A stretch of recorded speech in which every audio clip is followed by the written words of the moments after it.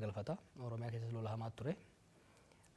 Namoonni keenya baanee dubbachuun ibidda belbelaa jiru irratti boba'aa dabaluu waan ta'eef callisuudhaan duyda duuban haala nageenya irratti qaamota walolaa jiran dhiibbaa gochuudhaan amansiisuudhaan akkasumas hawaasa addunyaa gama dippiloomaasiitiin tumsa godhanii biyyattii gara nagaatti deebisuudhaaf callisuudhaan duubaan yaalii godhu wayya yaada Jawarraa hin callise.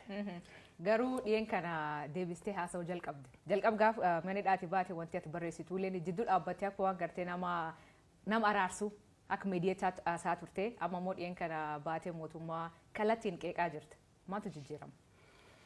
Kun siin jee biyya sanitti ajandaan guddaan kan ta'uu qabu nagaa.